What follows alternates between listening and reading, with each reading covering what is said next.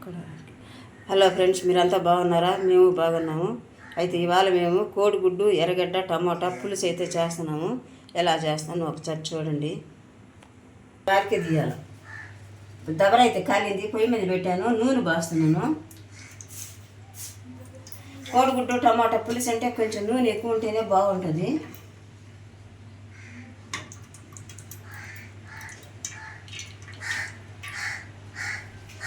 ఆవాలు, జీలకర్ర,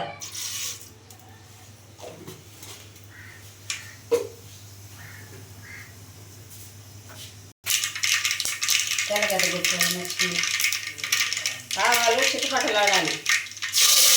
కరివేపాకు ముందుగా కట్ చేసి పెట్టుకున్న ఎర్రగడ్డలు చక్కగా రాగాలి. ఎర్రగడ్డలు కొంచెం మగ్గాయి, తెల్లగడ్డ వేస్తున్నాను. ఇప్పుడు కొంచెం ఉప్పు వేసినామంటే తొందరగా మగ్గుతుంది.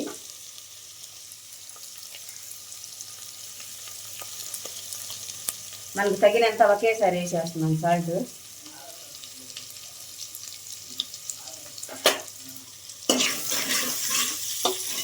బాగా మగ్గాలి. మగ్గిన తర్వాత టమాటాలు, కోడిగుడ్లు మగ్గిస్తాం. వేసుకుంటూ వేసుకుంటాం.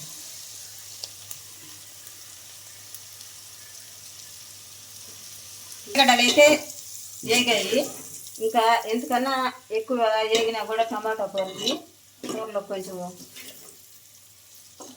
తేడానే వస్తుంది. కొంచెం పుల్లగా ఉండడం, చప్పగా ఉండడం ఉంటుంది.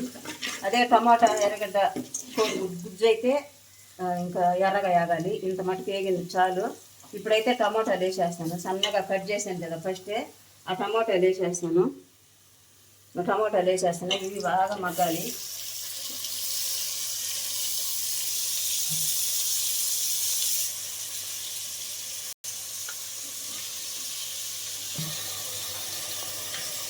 కారం 2 స్పూన్లు కారం బాగా వేగాలి.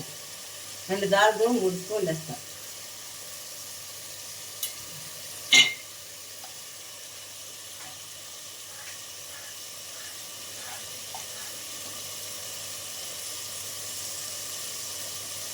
పసుపు కొంచెం,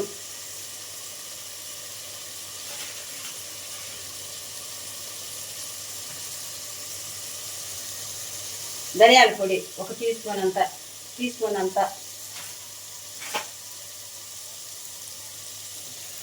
ఇవన్నీ బాగా వేగాలి. నూనెలో బాగా ఉడికితే నూనెలో ఇవన్నీ చాలా రుచి వస్తుంది. కూర చాలానే బాగుంటుంది.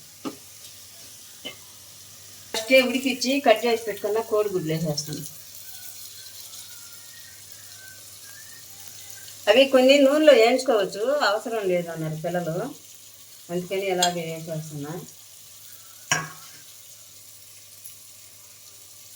అవి నూనెలో వేస్తే ఏంటంటే బుట్టలుగా లేస్తుంది కదా, పై స్కిన్ అది బాగుండదు. ఇట్లా చెయ్యన్నారు పిల్లకాయలు చేస్తా ఉంది. కొంచెం సేపు ఇట్లా నూనెలో ఉంచేద్దాం. ఊరికే కలిపెట్టిన గుడ్డు నలిగి పోద్ది, అంటే దబరు కాబట్టి. అదే బాండీలు అయితే నల్లదు.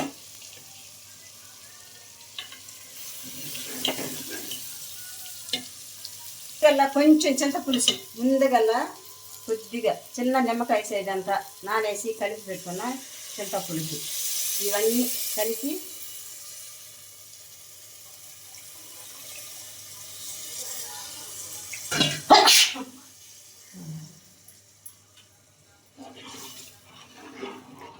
ఇవన్నీ చక్కగా నూనెలో వేగిపోయాయి కాబట్టి ఇంకా కొంచెం నీళ్ళు వేస్తాను.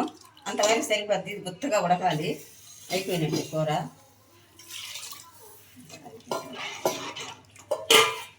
ఉప్పు వేసేసినాం కాబట్టి ఇప్పుడే ఉప్పు చూసుకుంటాం. ఇప్పుడే చూడకపోతే మళ్ళీ అయినా చూసి వేసుకోవచ్చు, కానీ ఇప్పుడు చూస్తాను.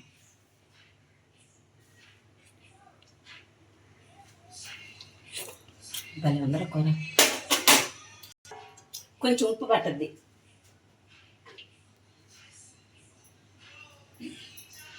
ఇది సరిపోద్ది.